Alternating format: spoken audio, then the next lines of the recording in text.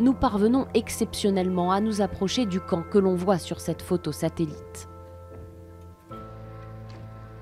Ces images sont rares.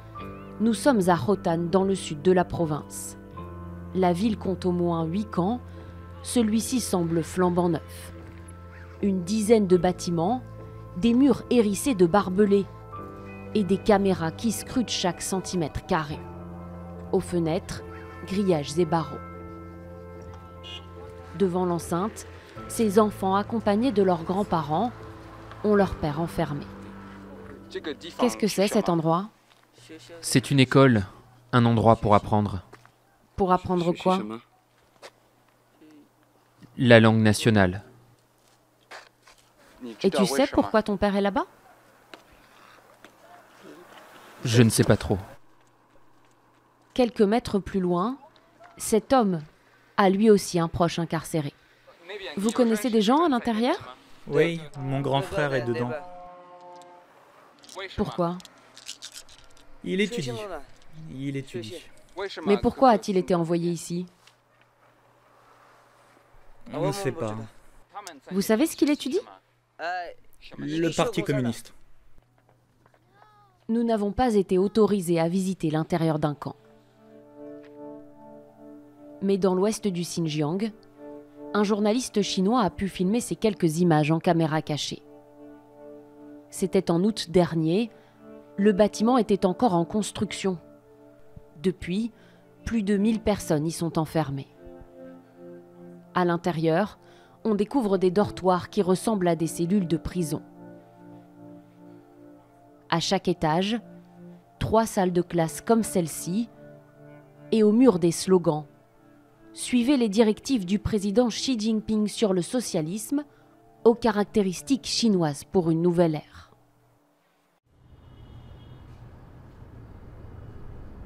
De l'autre côté de la frontière chinoise, au Kazakhstan, nous avons retrouvé une femme, témoin clé de ce qui se passe réellement à l'intérieur de ces camps. Saragul Sotbeh est chinoise, d'ethnie kazakh.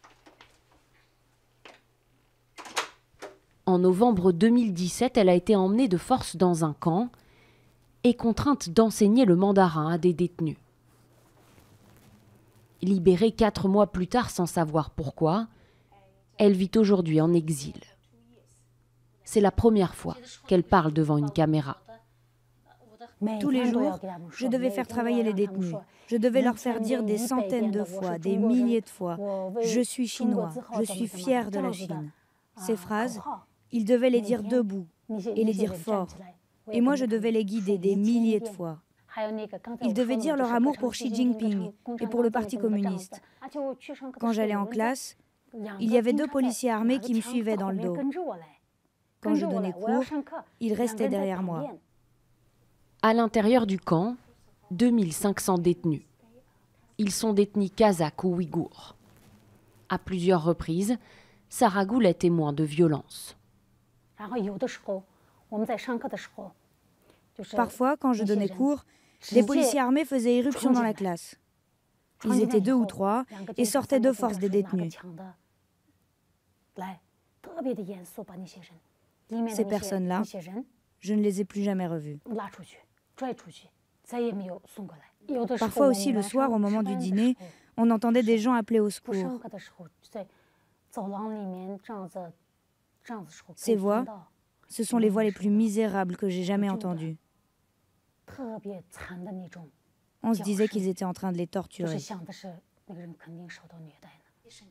Les détenus sont censés être rééduqués. Ils sont en fait torturés et maltraités. Saragul raconte d'autres sévices. Les détenus devaient aussi recevoir des piqûres. Il ne s'agissait pas de piqûres pour les soigner, vous voyez. Ces piqûres, c'était comme de la torture. Elles étaient faites pour prendre le contrôle de leur mental. Les gens à l'intérieur du camp n'avaient plus aucune force pour se rebeller. À Istanbul, Gulbar Celilova nous révèle avoir été soumise à ces mêmes injections dans le camp où elle a passé plus d'1 an.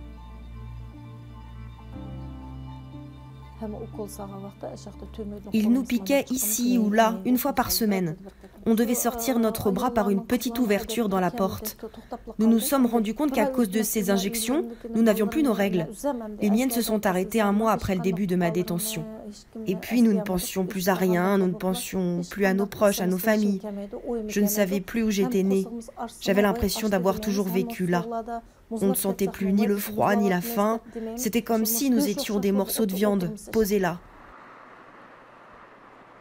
Pendant de longs mois, Pékin a nié l'existence de ces camps, puis a fini par les reconnaître et leur a donné un cadre légal. Dans ce reportage diffusé par la télévision d'État, on voit des hommes et des femmes qui y apprennent le mandarin.